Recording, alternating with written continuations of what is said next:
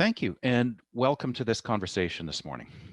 Apprenticeship and pre-apprenticeship programs have been around for a very long time, dating back hundreds of years. But they've had pretty tough history in North America in recent decades for a variety of reasons, which we'll talk about today. Suddenly, they're on the verge of resurgence, though. The President, the new Secretary of Labor, are both talking about apprenticeship as a cornerstone of the administration's vow to rebuild the economy and to grow the middle class. And this is just one area where we need to look beyond old approaches if we're going to be able to truly build back better, which is why I'm really excited to talk today about one of our clients, which has designed better. But first, a brief introduction about our organization, FitFirst Technologies. We've been around for over 15 years. The bulk of our focus for those 15 years has been on employers and specifically on helping employers find the right people for their open positions. And the way we've gone about doing that, delivering that to employers, has been different from the outset. And part of the reason we formed the business in the very beginning was we'd worked with a large number of organizations who were hiring lots of people for their business and honestly having difficulty hiring the right people. And that was showing up in churn, in turnover, in the form of valuable hires who had come to them through recruiters very often with impeccable resumes and who went through the interview process beautifully, only to discover that perhaps it didn't work out for whatever reason. And as we dug into it, we looked at academic research, we looked at real world research, and what we discovered was, the mechanics. If you think of the hiring process, the mechanics are the ad gets posted, people send in their resumes. The organization applies some sort of rules or uses some sort of platform to help them identify the resumes that have got the right combination of keywords and phrases to move those to the top of the stack. And yet, almost 9 times out of 10, when it doesn't work out, it has nothing to do with anything in the resume. In fact, it almost always has something to do with some element of fit not being right. And that might be fit with the manager. It could be fit with the work, the way we do it around here. It could be fit with the people, the individual spending their days with, whether that's customers or coworkers, or it could be fit in the organization's culture, values, infrastructure, context.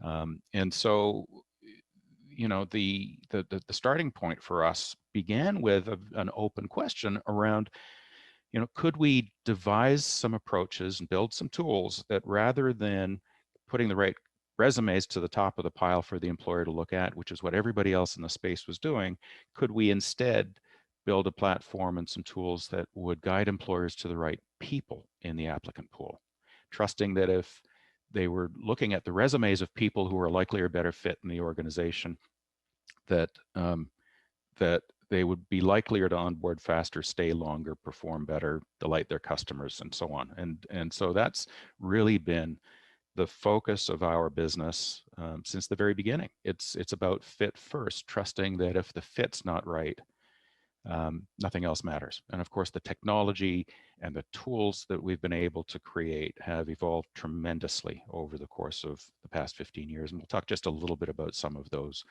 today. A major turning point for us came about 4 years ago when we became curious to see if we could make the behavioral job matching software that we'd built actually work the other way around.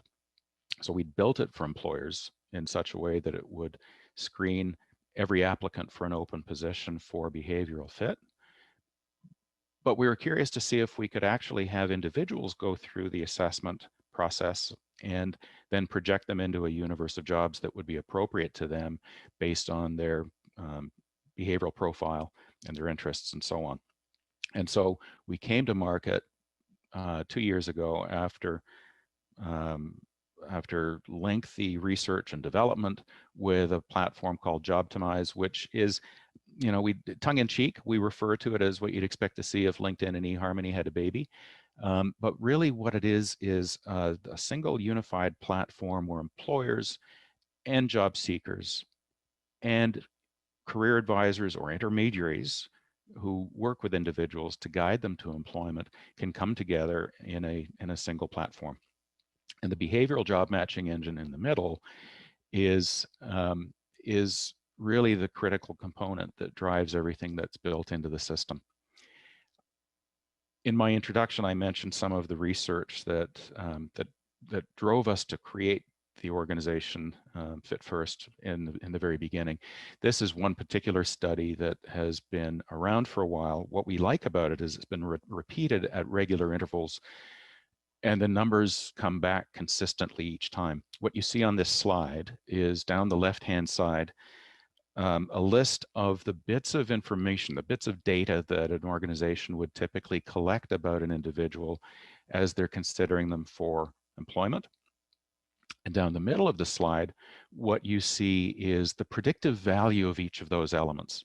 And when I'm presenting this information to a room full of HR professionals or CEOs or hiring managers, what occurs to them in the very beginning is the items that tend to find themselves in the resume, the bits of data that an employer relies on to decide who they're going to pay attention to in the screening process and who they're going to ignore, actually have the weakest predictive value in terms of the person's likelihood of eventual success in the reality that's waiting for them in the organization. And the elements that are far more reliable are the pieces that many organizations really don't focus on: understanding behavioral fit and attitudes, as well as how the person thinks and takes in and uses and shares information. So the who you are as an individual has a much stronger bearing on your likely success than the skills and knowledge that you've acquired in most cases in life leading up to employment in that organization. So for us, it's leading with fit in everything that we've delivered to employers and now also to job seekers and others in the workforce ecosystem. Layer on top of everything that we're talking about around apprenticeship the reality that we're facing today. You know, there's, in square numbers, probably about 20 million people in North America who are either unemployed or underemployed. The part that nobody's saying out loud right now is that the bulk of those jobs that people left either aren't coming back at all, or they're not going to be coming back in the same number, or they'll be coming back changed. And in many cases, the people who left those jobs are no longer going to be qualified for them when they come back. From the administration on down, there's a strong imperative for us to build back better, to be willing to let go of the old models, the old systems, the old processes that we follow in order to get us to a better tomorrow. That the old approaches simply won't get us there. We're also seeing something that frankly is long overdue, which is a strong emphasis on removing barriers so that people from all walks of life, from all backgrounds, from all neighborhoods and communities can actually gain access to quality jobs that will allow them to support a family. All of which says we have an obligation, all of us, to be willing to rethink, reinvent, and challenge everything that we've assumed to be so as it relates to how we approach our job. And so, you know, when I think about the work that we have in workforce development, you know, we've had a very strong reliance on the resume. We've had a very strong reliance on taking stock. When somebody comes to us, a client comes to us looking for help gaining employment, our first step often is to take stock of their education, the training that they've had, the skills that they've got, the previous employment that they've had, the people that are in their network, and to use those as building blocks to help them identify what the next logical job is. The problem is the next logical job doesn't exist any longer. The jobs adjacent to it don't exist any longer. And so the only question that is of any value in helping people move forward is, what else is there to which this individual is well suited? And I want to pause here for just a second, because the truth is, for anyone, there's a whole constellation of opportunities that they'd be a good fit for, that are potential right next jobs for them, that won't occur to us if we take the linear approach. And that applies to us in this conversation. It applies to hiring managers. It applies to HR professionals. Rethinking old paradigms becomes critical for us to create a new future that's going to take us forward in a meaningful and powerful way. And just one example of that I can share with you is, I'm still getting newsletters and emails from the HR community. One came across my desk yesterday. The headline was, "Is it still a good idea to ignore resumes where there's typos in the cover letter?" I mean, that's the stuff we're still obsessing over.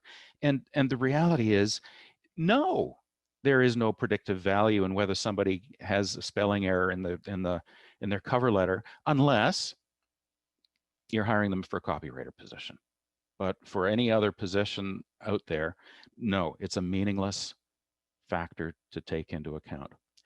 So there's got to be a better way. The client that I'm going to be talking about has created a better way. They've built a better way for apprenticeship. And so let me talk for just a moment about that client. They're an industry association that is in the electrical space. So their members, the companies that they represent, are small and mid-size electrical contractors. They received a grant to rebuild a very badly broken apprenticeship model. And 2.5 years in, they now have more qualified, which is a great story for them. And based on their success, they've had demand to expand into other skilled trades. And in fact, they've been invited to submit a proposal to work with us to build a system that would expand it to all 135 or so regulated trades in that jurisdiction. And so the starting point when we began this work 2.5 years ago is one that's probably going to be very familiar to you, in terms of mindsets, in terms of attitudes towards the trades. I'd say that in the school systems with the career counselors, in the communities, and in most communities, parents really still today would rather have their kids go off to a 4-year post-secondary program than consider the trades. There is no good information out there about what the trades are really all about, what the income potential, what the lifestyle potential are. And so there's some big stigmas that had to be overcome. Largely because of those stigmas, in this trade and in every other, there are significant skill shortages. There are more people leaving the trade because they're dying or retiring than there are people coming in. The process itself, in many cases, is broken and has gaps that people find very difficult to navigate, which leads to, in this case and in many other cases I'm discovering, it's not unusual to run into attrition rates in the mid 40% range. People get into trade, not enough people are getting into the trades, but the experience is so rough for many of the people who enter it that they simply don't continue. And truthfully, what we've learned, and we've heard it from other sources, is when somebody leaves a trade, they leave the trades. Meaning, if they happen to choose a trade that they're not really well suited to, for example, they might have chosen electrical when they're really much better suited to be a plasterer or a sheet metal worker. They don't consider those options. And so this is a snapshot of the apprentice's journey in the jurisdiction that we were operating with the Electrical League. And what you see in red on this slide are the fallout points where apprentices in the system have little or no support and where they disappear. And as you see, there's an awful lot of red here. So, from the very outset, it's difficult for an apprentice and an employer to know where to begin. There truly is inconvenience baked into every step of the process. The administration related to the process was completely paper-based. An apprentice, somebody who wanted to be an electrical apprentice, had to somehow miraculously find an employer who was looking to hire an apprentice, and then together they had to go to the government office to complete the necessary paperwork. And so inconvenience at the very first step, dramatically reducing the odds that somebody's actually going to get started. Add to that, it was very difficult for individuals to find slots in the community colleges that would supplement their on-the-job experience. Hard for them to find and apply for grants and bursaries, and the logbook process, which is key to moving forward. The individual apprentice needs to get signed off for specific competencies by the employer. It's all paper-based, and when an apprentice leaves one employer and goes to the other, often going back to that previous employer to get them to complete the paperwork is near impossible. So with this client, they established 5 key steps in their process that were really the principles that guided everything that that they've done and that we've done with them over the course of the last 2.5 years. The first is simplifying the relationship. And so the Electrical Association created a not-for-profit, which actually became the group sponsor. So in that mechanism, they became the go-to for anybody who wanted to become an electrical apprentice. It was the not-for-profit that signed the sponsorship agreement with them, the contract. So they also became the one place to go for guidance and for direction and for support. And because the association also had the relationship with employers, we were able to build some tools and some processes that supported employers through really simplifying what needed to happen. And we'll talk a little bit about some of those. But the fact that the not-for-profit now became the central go-to, I think, was one of the major ingredients to success here, because they became the Sherpas, they became the guides that would answer questions from employers and from apprentices, who would supply them with the paperwork that needed to be completed to take them to the next step, and so on. The other element that's critical here in this step was they also created a rudimentary to start with, and they're now partnering with an external organization to take all of the administration related to digital logbooks, related to finding grants, related to finding slots at community colleges. All of that is now in a really simplified online process that further takes all the friction out of the operation. The second thing they did was they built a single website that speaks to both apprentices and to employers. The fact that they've created this single destination website means that they've got one place to drive people. So what it's done is it's built scale in a tremendous way. It's one entity now that's investing marketing dollars in generating traffic from employers as well as from people considering apprenticeship. What it does for those employers is it gives them scale that they couldn't afford to get to on their own, because these are small and mid-sized electrical firms. So now all of a sudden they've got visibility that they couldn't afford to get on their own. And similarly, on the supply side of the equation, the fact that they've got an aggregation now of contractors who are actively looking for apprentices makes it a really attractive place for job seekers to go. And so, as simple as it might sound, building a home for all of the stakeholders in this community, in this ecosystem, one single place where everybody can go, as simple as it sounds, was, I think, revolutionary in building heft and scale and visibility and traffic on all sides of the equation. And so this is just a screenshot from the front page of their website. You'll see there's a welcoming message there for apprentices and somebody who wants to learn more. will be drawn to a page that talks about, in this case, the electrical apprenticeship, what it looks like, what the electrical trades are all about. And if they decide to apply, that's where they get drawn into our screening process. And I'll show you a shot of that momentarily. On the other side, there's a welcoming message for employers who want to sign up. Click on that button, and it takes them through a simplified setup. The other element here is that's really critical for us to discuss is that this is a deeply person-centric process. So at the front end of the application process, we built a behavioral assessment that screens in applicants for compatibility in the electrical trades, and I'll share with you a little bit of what that looks like in just a moment. What that enables for the individual is very detailed, deeply personal information about them as an individual and why they're compatible with the trade or not, and what other trades they might be very compatible with. So for the individual, this gives the confidence, the reassurance that this is a wise choice for them, something that's a confidence builder that's going to be less likely to have them have cold feet or second thoughts as they go in, and that confidence at the outset is one of the critical elements here.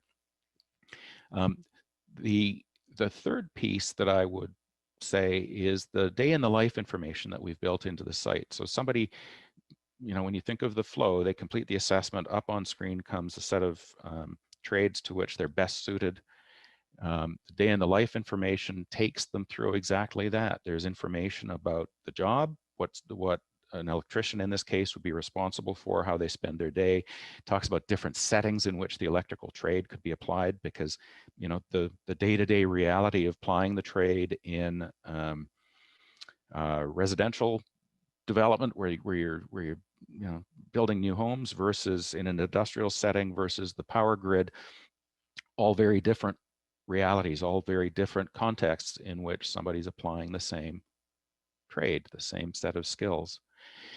And this confidence building is absolutely critical. The other piece that we found through this work is, especially for people who don't come from a background where they've got lots of mentors, where they've got lots of access to good information about different careers, this ability to project themselves into different trades and literally try it on, so to speak, before they make an informed decision, is transformative for people often who come from disadvantaged backgrounds. In terms of the assessment itself, the behavioral assessment, the Jobtimize platform itself has the ability to measure a total of 25 traits that fall loosely into the 5 buckets of information that we have laid out here. So there are traits related to the individual themselves and how they show up in the world, related to how they're likely to approach their work. There's information about how they're likely to interact with others, how they're going to deal with change, and how do they deal with adversity. And so at the outset, we did a study of happy, productive, successful electricians and apprentices to understand the behavioral DNA of people who are successful in the role. And those are the traits that you see checked off on the slide. We also layered in another component, which was we wanted to identify the applicants in the pool who had markers of resilience, who were likelier to see through the 5-year commitment in the apprenticeship and be happy in the jobs that are waiting for them at the end. So we in this particular case, we were measuring a total of 11 behavioral traits. Here's roughly what the behavioral pattern looks like on paper. The assessment itself, because we're only measuring 11 traits, typically takes an individual about 10 minutes to complete as part of the application process. And here's an example of what that behavioral assessment looks like to the individual who's going through this. It's simple, it's mobile, it's quick. It can be done on an iPhone or a tablet, which is important to the demographic that that this particular organization was trying to reach. Up on screen would come their best picks. So here are the trades that you're naturally better suited to.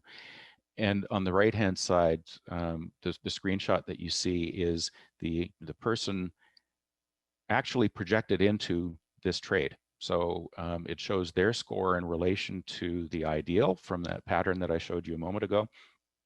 And at the bottom of that is a link to the day in the life information, which looks something like this. So this is a concept page. It's not a live site, but this is a context page taken from that proposal to expand our work across all 135 trades, which is why you see marketing jargon in there. But you know, the objective is to have the information there available at fingertips, ability to interact with the information, the ability to see and hear real people in the job talking about their experience in that trade. So this ability to try it on is critical to the decision-making process for people coming through it. The next component is building a marketplace which serves employers and apprentices. So on the back end, for the client, what we did was we built them a proprietary job board just for this specific universe.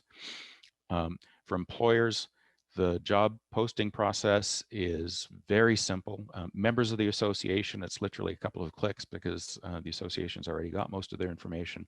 For other employers who are not members who want to post, it's a couple of screens about the business and a couple of clicks to post the open position, and that gives them access to the community. And so, you know, the system is designed to work in both directions, in the sense that an apprentice or a journey person can search all of the open positions that have been posted in the system and literally apply with a single click to the contractor or contractors that they're most interested in working with. And similarly, we've given contractors tools once they've posted the open position to sort of comb through the pool of applicants or apprentices that are unassigned, or journey people who are unassigned, so that they can invite them to apply directly if they choose to do that. The third component is really considering the audience here, which is small and mid-size electrical contractors.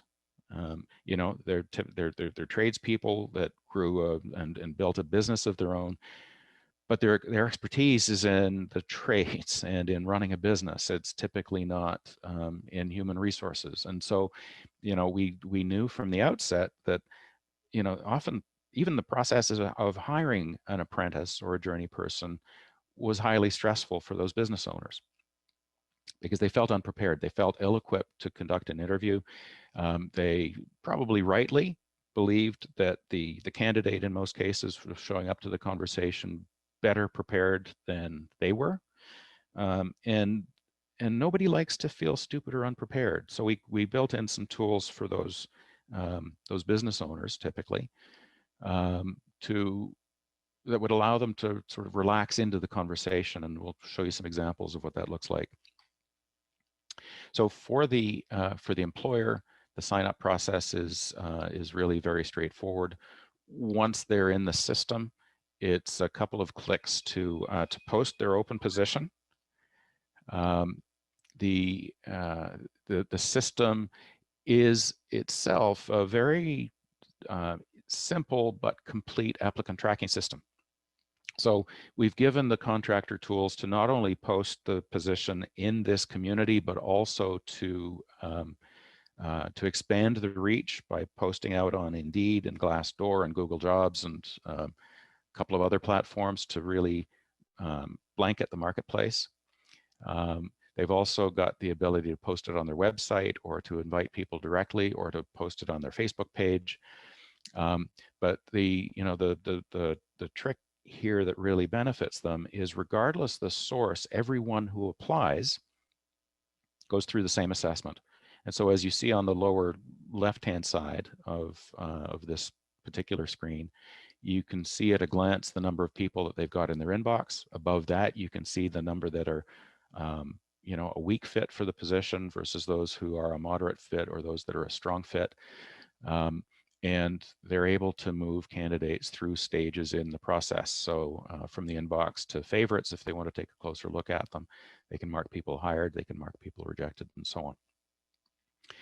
The detailed view about a specific candidate is what shows on the right-hand side of the screen. So this is where the employer would um, see greater information about the individual, starting from their fit score and their reasoning score. Their answers to the pre-screen questions that have been asked will appear below that, and further down in this screen is a link to the reports. And so I've got two screenshots here from the job fit and interview guides that are available for the contractor, for the employer, for every one of their applicants. So the first page of the report is an at a glance report, which shows graphically the individual's fit in the open position. So you'll see the traits and the ideal ranges. The individual's name and the arrow will indicate exactly where they scored in the range for each trait, and where they're positioned in relation to the ideal. So as you see, this particular individual is in the ideal range for a great number of the traits. There's a couple of traits where they're just slightly outside, and there's one trait where this individual is further away from the ideal. And the way the system is geared is to make the interview as simple and straightforward and stress-free as possible for the employer. So I've got a screenshot of just one of the pages from the interview guide. There'd be 11 of these pages because we're measuring a total of 11 traits, but each of the pages is set up the same. So at the top is the name and definition for the trait, so the employer knows exactly what it was we were measuring. It's got descriptors for the high end and the low end, so the employer understands what it looks like when you see it. It describes the ideal, and it gives a couple of comments about this particular applicant. So in this case, the applicant is slightly different from the ideal. It is going to give them some behavioral descriptors about the individual, so the employer can understand how they're like or how they're different from the ideal. And it even gives them suggested interview questions. And the bank of interview questions for the employer are going to be slightly different for somebody who's in the range versus somebody who's just slightly outside versus somebody who's a bigger departure from the ideal. So this is what I mean. For the employer, it gives them the ability to relax into the conversation, to trust that they're not going to ask a stupid question, and they can actually listen to the candidate answering the questions because the employer is not stressing about what question they should be asking next. And so it's not uncommon for us to receive feedback from individuals as well as from employers that this was in many cases the best interview that they've ever had. For the employer because they were able to enjoy it, but for the applicant because they're actually being asked questions that matter related to their likely success in the job. So they feel honored and respected, and they trust the employer's decision in ways that they might not otherwise. The final element of success in the solution that our client put together is the ability to create a safety net where one didn't exist previously. And so I said earlier on that that the creation of the group sponsor model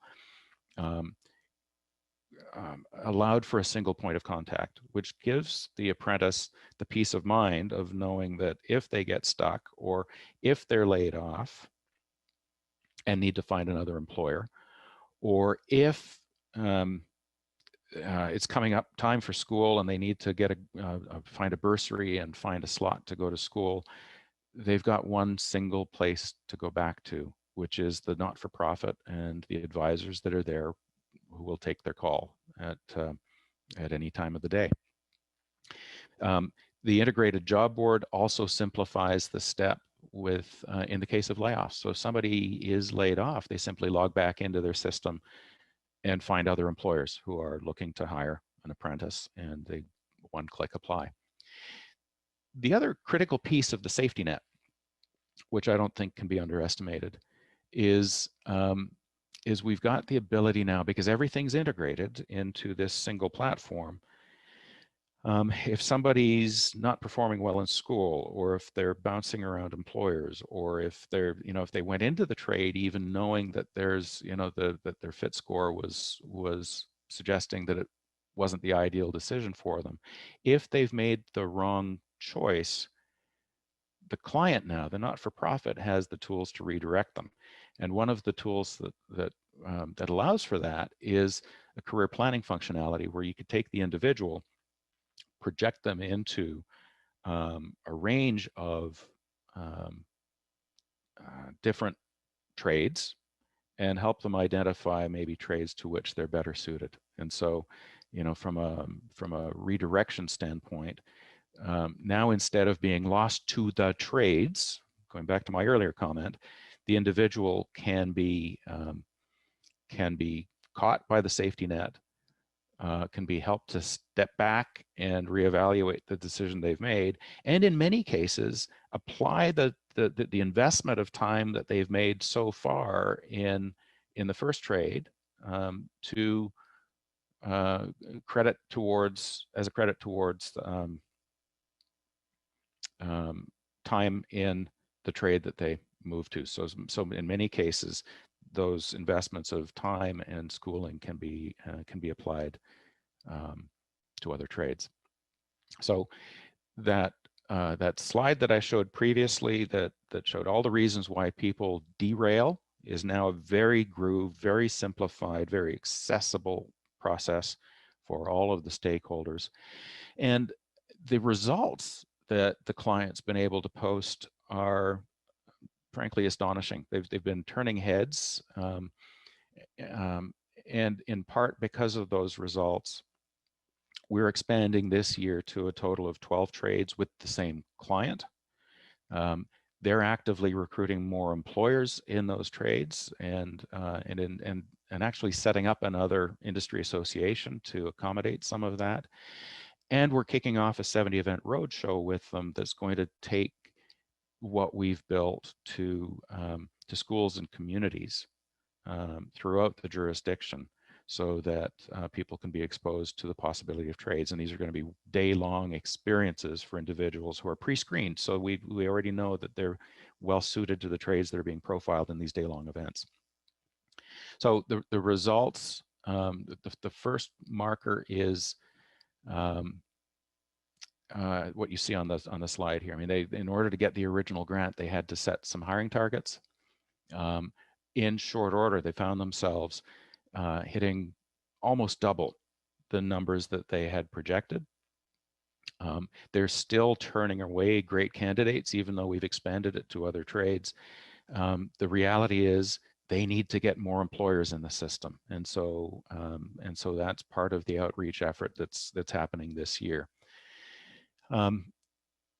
At regular intervals, they interview the apprentices that are in the framework, and they interview the contractors that have hired those apprentices, and they're running, last time I checked, it was a 91.1% satisfaction rate, which is absolutely unheard of in any employment context, let alone something with a tough history sometimes that apprenticeships have had. Largely because of the pre-screening that happens at the front end, and because of the high satisfaction rates, the attrition rate has gone down dramatically. So from mid-40s to 7%, which again is turning heads, because what that means for employers now is not only is there less friction in the system, but they're more willing to invest in someone's development and training if they're better convinced that the person's going to be a good fit and they're likely to stay around longer. And so that commitment, I think, generates a reciprocal commitment in the apprentice, in the sense that when you know your employer actually gives a damn, when you know that your employer is actually willing to actively invest in you mastering a set of skills, our experience has been that the apprentice actually shows up differently in that setting as well. The other target that they had to agree to in order to get the original grant was they had to commit to diversifying the trade, so to opening the trade up to people from communities and backgrounds that typically had been underrepresented in the trade, and so they had to the specific groups that they targeted were women, visible minorities, newcomers, indigenous, and people with disabilities. And so we knew that that was part of the context from the outset.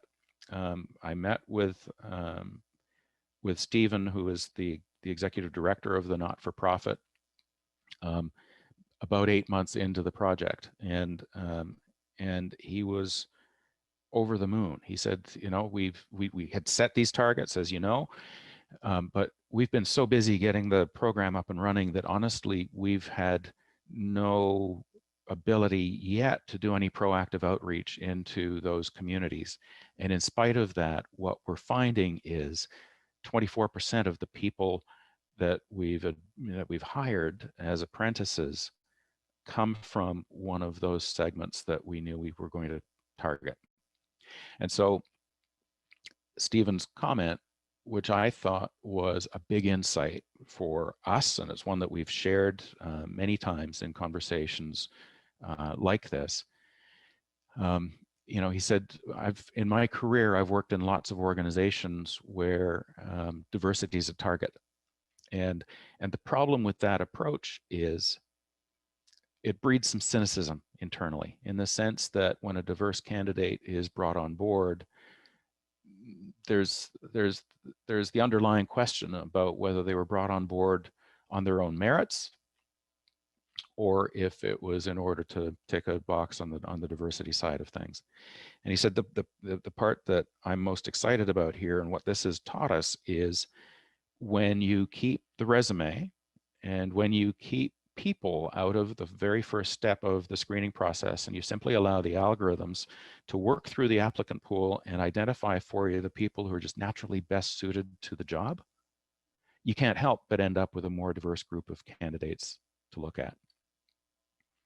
The other realization that this created for us, and this comes from our work with this client, but it also comes through in our work with veterans and people with disabilities and people on the autism spectrum, and at-risk women and youth, and people who are formerly incarcerated, who all have funny-looking resumes. They're not mainstream, right? So to an employer, even a veteran, you know, we might be able to give them the skills to translate a platform, rather, to translate their military skills into something a civilian recruiter would recognize. But the resume is still thin, in the sense that they don't have much civilian work experience, especially if they're just recently discharged. And the challenge with that, for all of these populations, all of these groups that we've done work with, is there's nothing in their resume that would have an applicant tracking system take it to the top of the stack. And so anytime an employer is using a system that starts from the resume, they're going to be, by default, ignoring people who are really well suited to the job, but simply don't have the skills and experience that employers have been deciding that would be most important to anybody they wanted to consider. The other piece here that I think is worth adding is the fact that this process is so person-centric for the apprentice or for the job seeker who shows up at the front end, is for those who come from disadvantaged communities, who often don't have role models, who don't have career advisors, who don't have people in their lives who can give them objective information about how they might want to proceed. The fact that they can actually project themselves into these trades and understand whether and why these are a good fit for them or not, allows somebody to form a self-opinion, self-awareness and a self-opinion that they wouldn't have otherwise. And so it puts them on the path of being able to really harness the potential that in many cases was unseen to them, and in many cases disbelieved by them. And so I don't think we can underestimate that. Based on this work, we've had the great good fortune to apply the same concept, the same principles in a variety of settings. In this case, an industry association, the financial services sector. So again, a structure where the individual goes in, completes the assessment. In this case, it'll project them into 15 or 20 careers in the financial sector, financial services sector. For people who decide to opt in, there's resources there for them to find open positions. And for those who decide that they're, maybe financial services is not for them on the basis of that, they get a consolation prize, I call it, which is a report that says essentially thanks for your time, thanks for giving this a shot, and here's a report that projects you into the entire ONET occupation library with your best picks identified, so you can pursue those if you're interested. It's a great send off and a great branding decision, I think, by this organization, and a show of commitment to supporting people to find their right fit. We're in the first month of a pilot right now with North America's building trade unions. Again, very similar concept. So NAB2 is very active across the country in setting up pre-apprenticeship programs. I think they're 3 or 4 weeks long, executed through their member unions across the U.S., actually across North America. And they rely on partners in the community to direct candidates to these pre-apprenticeship programs. So organizations like Goodwill and the Urban League, for example, will send them candidates who are interested in trying on the trade for the course of the pre-apprenticeship period. And like everyone else, what they find is typically between 20 and 50% of people who are in this 30 cohort pre-apprenticeship program decide that the trades aren't for them. And at the end of the pre-apprenticeship, typically the unions are the ones who are earmarking participants in the program, and they invite them to join them for an apprenticeship. It's done very loosely and all too often. What they discover is somebody who was invited to become an electrician might have been better suited to sheet metal worker. And so our objective with NAB2 is to improve the yield of people in the pre-apprenticeship programs to start with, bringing in people who are likely or better suited to the trades in general, and then to facilitate the matching process of person to specific trades throughout the pre-apprenticeship. Automotive Sector Council, very similar setup to what we described just a moment ago. In this case, there are, I think, 40 trades or 40 occupations related to the automotive sector. We have community colleges using the platform, partly for academic counseling, partly for career counseling, also as a tool to help them deepen their ties in the local community with employers, and give those employers sort of front of the line access to their graduating students. They're also beginning to apply it to workforce development initiatives in North Texas, and so we're looking forward to being able to participate, in this case with Dallas College, at a much deeper level as this continues to evolve. There is a much bigger view, which takes the approach in the ecosystem. So where all the stakeholders in the community can come together and begin to use this in a very productive way to, starting from high schools, guide students into better choices about what they decide to do after school, whether that's pursuing post-secondary education or whether it's pursuing occupations that are more vocational in nature.